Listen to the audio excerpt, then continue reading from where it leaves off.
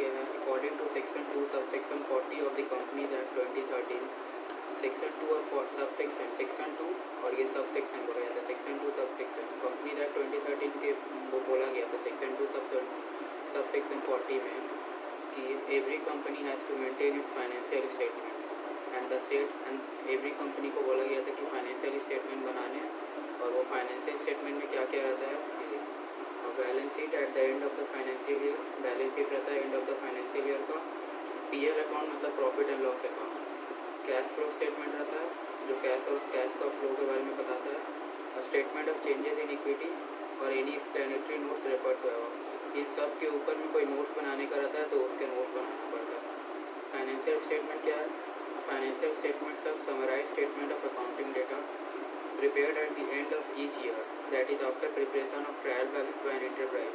Financial statements वो statement है जो अकाउंटिंग डेटा के ऊपर बनाया जाता है। हम लोग का इंटरप्राइज जब भी ट्रायल बैलेंस बना लेता है उसके बाद हम लोग का जो फाइनेंशियल स्टेटमेंट ट्रायल बैलेंस का, इस ट्रायल बैलेंस में ईच अकाउंट का बैलेंस के हिसाब से ही हम लोग का वो ट्रायल बैलेंस में फाइनेंशियल स्टेटमेंट बनाया जाता है। सेक्शन 129 ऑफ कंपनीज एक्ट 2013 में बोला था कि एवरी कंपनी को अपना फाइनेंशियल स्टेटमेंट या मतलब बैलेंस शीट बनाना ही है। It is mandatory for each company to prepare its balance sheet in the prescribed form. Section 129 of the companies act 2013 ने वो फॉर्म दे दिया था, मतलब कि किस फॉर्मेट दे दिया था बैलेंस शीट का, as per schedule 3 part 1 of companies act 2013। Schedule 3 part 1 companies act 2013 में एक फॉर्मेट दे दिया था बैलेंस शीट का, मीन्स वही फॉर्मेट में ही हमें बैलेंस शीट बनाना है।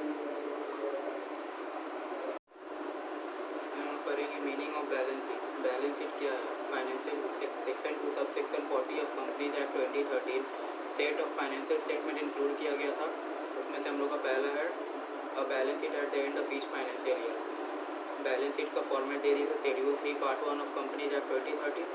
पीएल अकाउंट का schedule 2 part 1 of companies act 2013 है, पर पीएल अकाउंट हम लोग का नहीं है, इसलिए ये हम लोग करेंगे balance sheet. Meaning of balance sheet हम लोग करेंगे it is a part of financial statement that summarises the companies, ये कॉम्प मतलब कंपनीज हो गई, companies assets liabilities and share holders equity at a specific point of time. ये एक ऐसा फॉर्मेट है कि फाइनेंशियल स्टेटमेंट का टूल है जिसमें हम लोग कंपनी का एसेट दिया हुआ रहेगा, लायबिलिटीज दिया हुआ रहेगा और शेयर होल्डर्स का इक्विटी दिया हुआ रहेगा at a specific point of time. ये एक स्पेसिफिक डेट में बनाया जाता है। ये कैश फ्लो स्टेटमेंट ये सब इसका एक स्पेसिफिक डेट रहता है, मतलब कि end of each financial year में इसको बनाया जाता है। It is prepared by following the same principles as are followed in preparation of balance sheet of sole proprietor और पार्टनरशिप फर्म।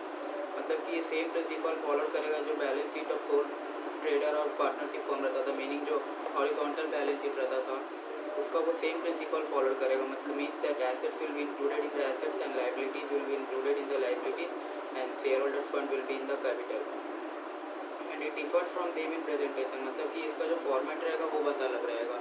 इसका format schedule 3 part 1 of companies act के हिसाब से रहेगा और उसका था वो सिंपल था बैलेंस शीट हॉरिजॉन्टल फॉर्म में। इसमें देखिए बैलेंस शीट ऑफ मिसेस कोई भी फर्म का नाम रहेगा, यही schedule 3 part 1 of companies act यही फॉर्मेट दिया था बैलेंस शीट का। यहाँ पर बैलेंस शीट ऑफ मिसेस मतलब मीन्स यहाँ पर कोई भी फर्म का नाम रहेगा वो फर्म दे देगा एज ऑन, यहाँ पर डेट दे देगा, वो डेट जिस दिन बन जा रहा है बैलेंस शीट, और ये फॉर्मेट दिया हुआ है बैलेंस शीट का, मतलब ये फॉर्मेट में बनेगा balance sheet. Particulars means the heading the list of particulars the headings यहाँ पर रहेगा। यहाँ पर करेंट ईयर का बैलेंस रहेगा, यहाँ प्रीवियस ईयर का कोई ज़रूरी नहीं, प्रीवियस ईयर का दिया हुआ रहेगा तब करना है, और करेंट ईयर का हम लोग को दिया रहेगा। नोट्स मतलब कि किसके अंदर क्या क्या रहेगा इसमें नोट्स देना होगा हम लोग को। पहला रहता है इक्विटीज़ एंड लायबिलिटीज़। पहला आएगा शेयर होल्डर्स फंड में क्या क्या है, share capital, share holders equities and liability में 3 हेडिंग है, share holders fund, non current liabilities, current liabilities. Non current liabilities को लॉन्ग टर्म लायबिलिटी से बोला जाता है, करेंट लायबिलिटी को शॉर्ट टर्म लायबिलिटी से बोला जाता है। शेयर होल्डर्स फंड के अंदर 2 सब हेडिंग आता है, share capital, reserve and surplus. Non current liabilities के अंदर long term borrowings, long term provisions, 2 सब हेडिंग्स आया। करेंट लायबिलिटीज़ के अंदर short term borrowings, trade payable, other current liabilities, short term provisions, 4 सब हेडिंग्स आया। इसके अंदर भी अलग अलग रहता है, किसके अंदर कौन सा आइटम्स आएगा उसके अंदर वो भी आपको इसके बाद मिलेगा। ये हो गया हमारा इक्विटीज़ एंड लायबिलिटीज़। उसका टोटल बैलेंस यहाँ पर दे देंगे, यहाँ नोट नंबर दे देंगे। वही नोट के हिसाब से हम लोग वर्किंग नोट्स में देखेंगे कि शेयर कैपिटल के अंदर शेयर कैपिटल का नोट नंबर 1 दे दिए, रिजर्व एंड सरप्लस का 2 दे दिए, लॉन्ग टर्म बोरोइंग्स का 3 4 ऐसे करके दे दिए। उसके अंदर हम लोग वर्किंग में दिखा देंगे कि इसके अंदर क्या क्या इंक्लूड किया गया, रिजर्व एंड सरप्लस के अंदर क्या क्या इंक्लूड किया गया। फिर एसेट्स में जाएंगे, एसेट्स में आ जाएगा पहले 2 हेडिंग आता है, non current assets means long term assets, second आ जाएगा करेंट एसेट्स में short term assets. Non current assets के अंदर आ जाता है 2 sub heading, fixed assets, non current investment. Fixed assets के अंदर आता है टेंजिबल, इनटेंजिबल और capital work in progress. Tangible means those assets which can be seen, which can be touched by anyone. Intangible means those which can not be seen. और third आता है capital work in progress. और B a non current investment means a long term of investment.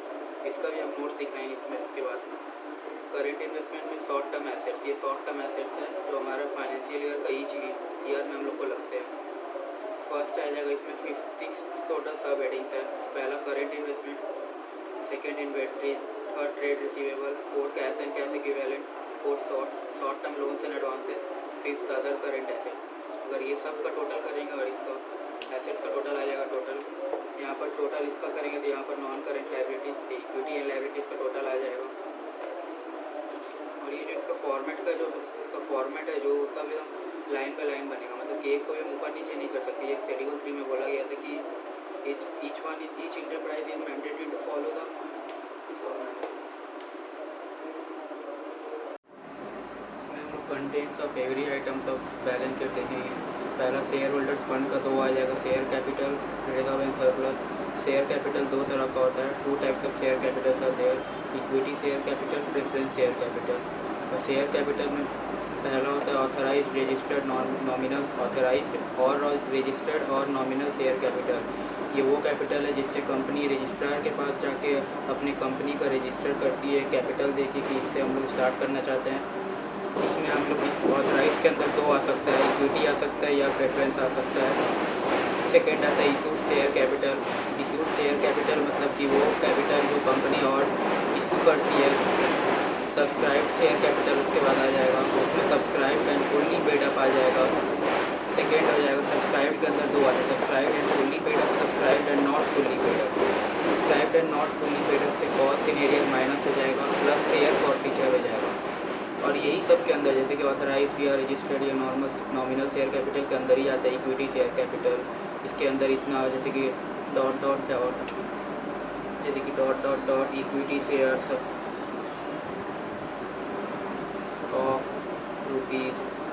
₹100 each, इसका total यहाँ पर amount दे देंगे जितना shares रहेगा। जैसे कि यहाँ पर 100 इक्विटी शेयर्स ऑफ ₹100 ईच है तो यहाँ पर 10,000 हो जाएगा, हमारा 10,000 से हो जाएगा। जैसे कि कंपनी 10,000 कैपिटल के साथ रजिस्टर किया, उसके बाद इशू शेयर कैपिटल में उसको कंपनी को और कैपिटल का ज़रूरत है तो वो लोग और शेयर इशू करेगा so as to collect the amount of money from the public. उसमें भी रजिस्टर कर सकते हैं। जैसे कि यहाँ पर 20,000 इक्विटीज़। और हमेशा याद रखिएगा कि सब्सक्राइब्ड कैपिटल से इशूड शेयर कैपिटल हमेशा कम रहेगा और इक्वल रहेगा। इशू कैपिटल कभी भी सब्सक्राइब कैपिटल से ज़्यादा नहीं हो सकता है। It is important to note कि issued share capital subscribe share capital से हमेशा कम रहेगा, नहीं तो इक्वल रहेगा। अगर कंपनी को इशू करना है शेयर तो वो लोग पब्लिक को इशू करेगा share so as to raise the amount of money in the enterprise. और सब्सक्राइब शेयर कैपिटल मतलब जो इशू किया था उसको कितना लोग सब्सक्राइब किया है, जितना लोग सब्सक्राइब करके फुल्ली पेड कर देंगे तो पहला कैटेगरी में आ जाएगा subscribe and fully paid up. Second आ जाएगा जो लोग सब्सक्राइब कर लिए मतलब कि कॉल कर दिए वो लोग पैसा नहीं दिए तो subscribe and not fully paid up. अगर किसी का कॉल इन एरिया रह जाएगा, कॉल इन एरिया मतलब कि वो पैसा हम लोग को मिलने वाला नहीं है, इस थोड़ा बैड डेट के नियर है, मतलब कि वो हम लोग को मिलेगा नहीं, इसलिए उसका पैसा हम लोग माइनस कर देंगे। और शेयर फॉर फीचर मतलब कि कॉल इन एरिया हो गया था, फिर उसके बाद शेयर फॉर फीचर मतलब कि हम लोग को वो पैसा जो हम लोग का कॉल इन एरिया हो गया था उसको फिर से प्लस कर देंगे शेयर फॉर फीचर।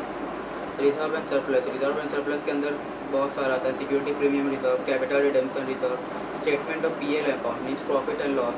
अगर इसमें क्रेडिट बैलेंस रहेगा तो मतलब कि रिजर्व एंड सरप्लस में प्लस होगा, अगर इसमें अगर डेबिट बैलेंस रहेगा तो मतलब कि वो लॉस है कंपनी का, तो रिजर्व एंड सरप्लस से जाके माइनस हो जाएगा। Debenture redemption reserve. Expenses such as all expenses will be deducted from reserve and surplus. Expenses में बहुत सारा आ जाएगा, under writing commission, preliminary expenses. इसमें हम लोग देखेंगे लाइबिलिटीज़ के अंदर दो आता था, non current liabilities, current liabilities.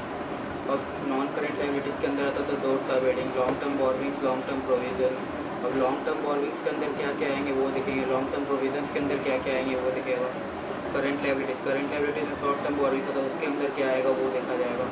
Trade payables उसके अंदर क्या आएगा देखा जाएगा। अदर करंट लाइबिलिटीज़ उसके अंदर क्या आएगा देखा जाएगा। शॉर्ट टर्म प्रोविज़न उसके अंदर क्या आएगा देखा जाएगा।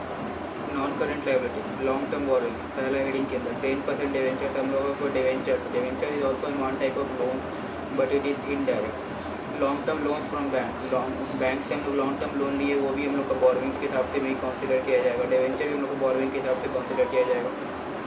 पब्लिक बॉन्ड भी वही होता है, पब्लिक बॉन्ड भी हम लोग पैसा लेते हैं पब्लिक से, वही पब्लिक डिपॉजिट करते हैं, ये भी बोरोविंग है, ये भी हमारा लाइबिलिटी है कंपनी का कि उसको पैसा देना होगा बाद में, इसीलिए हम लोग को ये नॉन करेंट लाइबिलिटीज, ये लॉन्ग टर्म बेसिस में, फिर ये लॉन्ग टर्म लाइबिलिटीज हो जाएगा।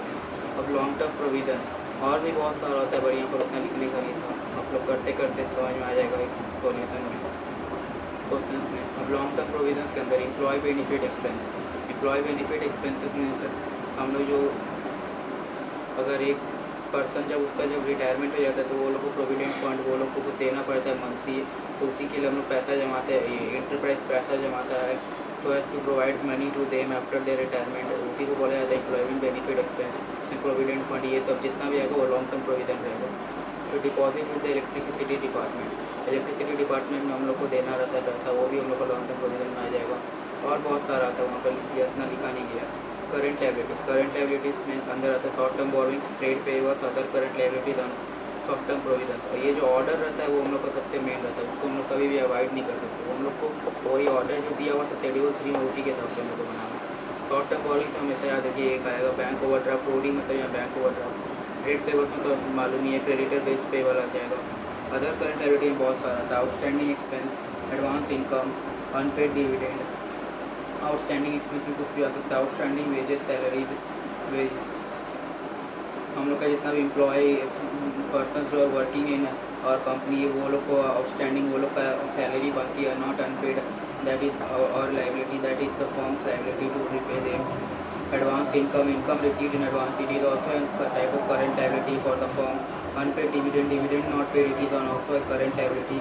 Short term provision, short term borrowing. देखिए यहाँ पर long term borrowings, long term provisions था, ये दोनों के लिए सेम है, पर ये लॉन्ग टर्म था, ये शॉर्ट टर्म, इसलिए यहाँ पर करंट लाइबिलिटी में करंट लाइबिलिटीज़ क्या था शॉर्ट टर्म बेसिस में, नॉन करेंट यहाँ पर क्या था लॉन्ग टर्म बेसिस में। इसलिए शॉर्ट टर्म प्रोविजन में आता है प्रोविजन फॉर टैक्स। वो हो गया जैसे कि हर साल हम लोग का जितना प्रॉफिट होता है उसमें से हम लोग को 50%, 30% जितना प्रॉफिट के डिपेंड करता है, कितना प्रॉफिट है उसके हिसाब से हम लोग को उसका उतना परसेंट देना पड़ता है टैक्स गवर्नमेंट को।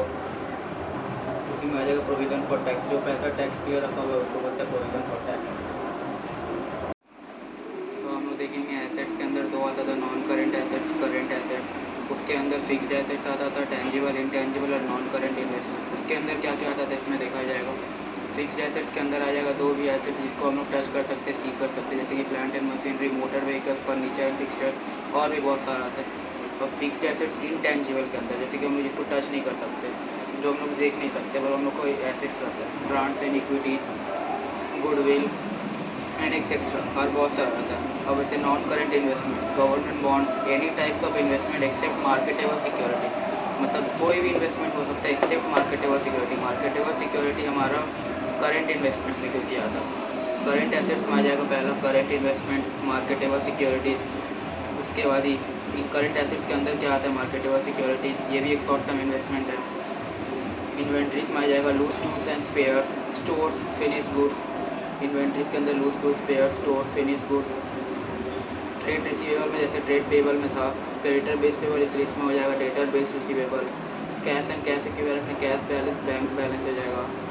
Short term loans and advances में हो जाएगा advance to employ, staff etcetera. कोई भी हम लोग लोन्स एंड एडवांस जिसको शॉर्ट टर्म बेसिस में लोन्स एडवांस करते हैं वो हमारा short term loans and advances में आ जाएगा। Other current assets and prepaid expenses और भी बहुत सारा types of other current assets आ जाएगा। और कॉन्टिजेंट लायबिलिटी ये बैलेंस शीट का आइटम नहीं है, जैसे कि प्रोपोज डिविडेंड एग्जांपल और भी बहुत सारा हो जाएगा। वो सब अगर दिया हुआ रहेगा मतलब कि वो सब बैलेंस शीट का आइटम नहीं है, यहाँ पर लिखा हुआ नहीं है फिर भी बोल दे रहा हूँ। कॉन्टिजेंट लायबिलिटीज जब भी दिखेगा बैलेंस शीट का फॉर्मेट के अंदर उसको एक्सक्लूड किया जाएगा बैलेंस शीट में, वो बैलेंस शीट का आइटम नहीं है।